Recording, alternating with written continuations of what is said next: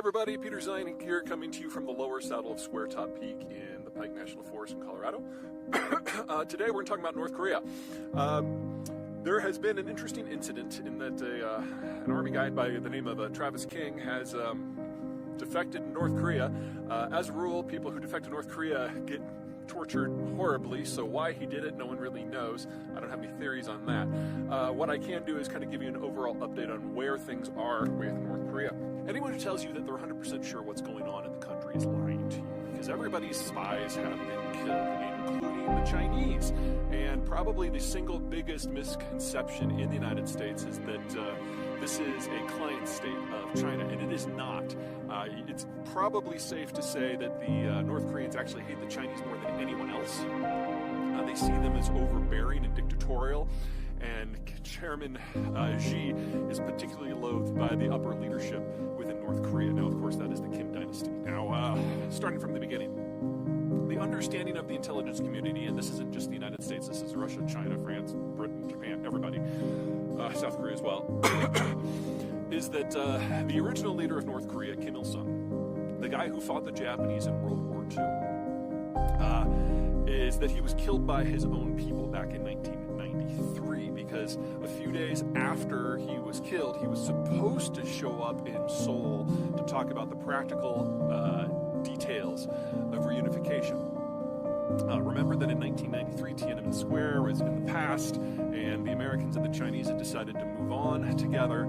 The Soviet system had just collapsed, and Kim Il-sung knew that a statist, communist, dictatorial system was not long for this world, so he was looking for something new. And his army folks, who would have lost all their position, had him killed. Kim Jong-il is the second leader. That was the son of Kim Il-sung. He was the crazy guy with the glasses. He was raised in North Korea. He was raised drinking the Kool-Aid. Dude was batshit crazy.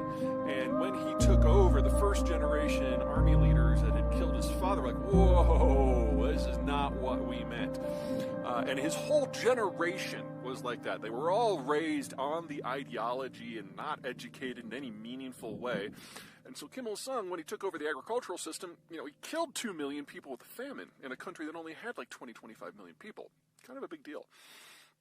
So the first generation takes the third generation, Kim Jong-un, that's the chubby guy who rules the place now, and sends them abroad to learn how the world really works. And Kim Jong-un specifically was sent to Switzerland. Now, the plan was that the first generation would rule until they died, and then the third generation would come back and take the country into a new age. That way, the first generation would get the gravitas and history, and yet they would maintain their wealth and their position for a lot longer. The problem is that Kim Jong-il, generation number 2, died early. So Kim Jong-un, in his mid-20s, was brought back to take over. And for a good decade, Kim Jong-un probably had the worst job in the world, because the first generation wanted him to remake the country, but not touch their positions, and they killed his grandfather, so they'd certainly have no problem offing his fat ass. Then you had the second generation, Kim Il-sung's brothers and sisters and cousins, who were nuts and idiotic, but violent, and were totally willing to kill you today. So he was threading the needle between these two powerful groups who were not afraid of violence at all. And so what he did was placate the first generation with really, really bellicose rhetoric that was just sounded crazy, but didn't back it up with actually any changes in policy. And for the second generation, every time he had the opportunity, he assassinated one of them. So one of them got killed with chemical weapons when he was traveling abroad.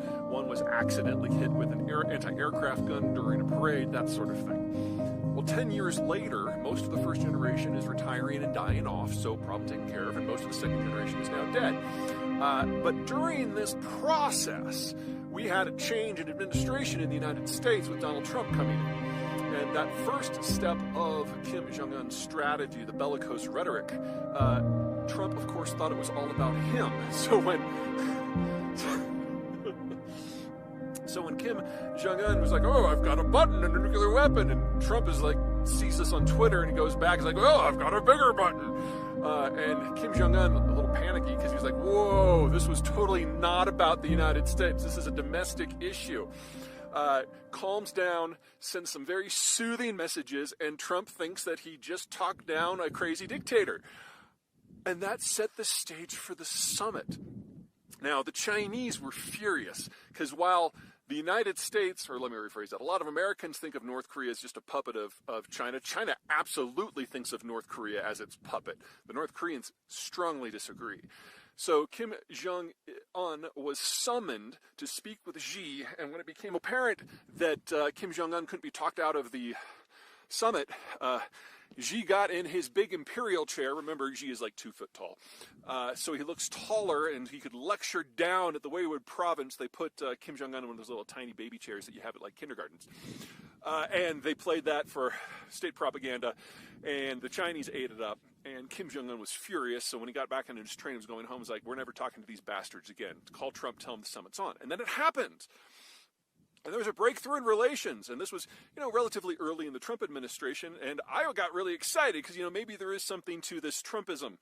Maybe he can break out of some of the ossification in American foreign policy, and it was very, very promising. I even have the coin from the summit, and that was it, because it was still Trump, and he never thought about North Korea ever again, and so an opportunity had passed.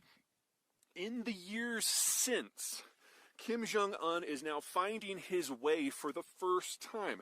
He has no meaningful advisors except for people of his own generation, which have just as little experience as he does.